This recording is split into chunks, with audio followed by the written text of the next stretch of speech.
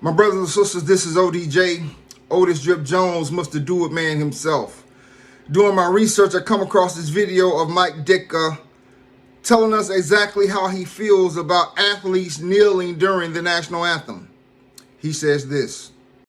The whole kneeling thing in the NFL, you got guys saying that they're going to do it. I'm seeing all these baseball players now, different teams. Last night watching baseball, you got the Reds kneeling, the A's, the Giants. A lot of teams are kneeling. Athletes are kneeling. In your league here, you're the chairman of this thing. Is that going to be allowed if the women want to take a knee during the anthem?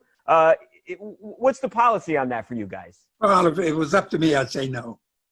If you can't respect our national anthem, get the hell out of the country. Then that's the way I feel. Of course, I'm old-fashioned, so I'm only going to say what I feel. I think there's a way that you protest, and there's a way you don't protest.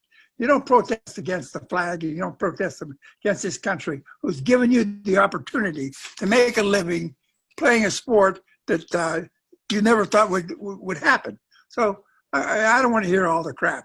If you want to try it, try it. You don't, it's okay. And if you listen to what he said, and I quote, "If you cannot respect the national anthem, get the hell out of the country," end quote. Then he goes on to say, remember, I'm old-fashioned. So what we get from that statement out of his own mouth is that he's just an old-fashioned racist. So first and foremost, Mike Ditka, your restaurant money gaining from my dollars are canceled. No longer will I support your restaurant. I will never, ever eat or step inside of your restaurant. You will no longer get my dollars because I do not support racists when the cover is pulled off of their racism. Get the hell out of the country. Over a song, that song, well, maybe it does represent the country because remember there's a second stanza that no one talks about that speaks about slavery and speaks about slaves. But that's another topic for a different day. But you want us to get out of the country because we want people to know that black and brown people are being mistreated at the hands of the police, that black and brown people, black people and specifically, do not have the same rights and privileges as others that live in this country, who are citizens of this country, who have fought in the wars of this country. We don't have those same rights and privileges as those individuals that have different skin pigmentation as I do. The hell with you, Mike Ditka. You are a racist. You are a bigot. You're old-fashioned, so it's just okay for old-fashioned people to live in the olden days, to say, where we were beaten and where we were dogs being sicked on us and water hoses being sprayed on us, all because we are fighting for equal rights. But you're going to tell us how to protest? How dare you have the gall and the wherewithal to tell us how to protest and how to bring light to our plight? You don't experience what we experience, Mike Ditka. So who are you to tell us how to tell the world that our lives matter?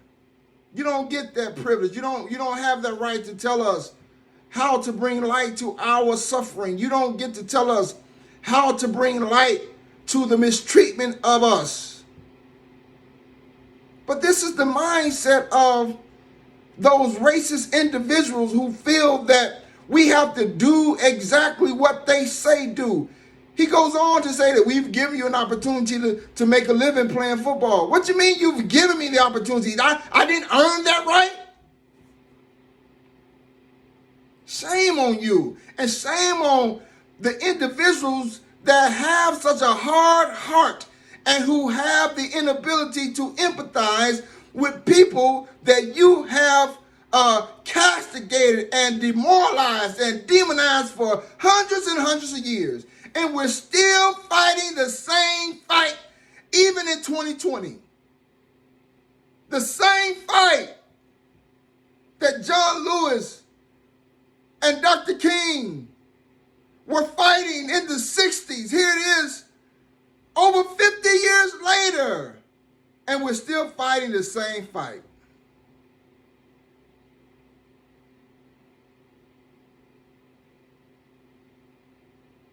It's sickening. And it is sad that for whatever reason, you all don't want to see us on the same level as you. And I guarantee you, he probably claims to be Christian. He believes in a white Jesus.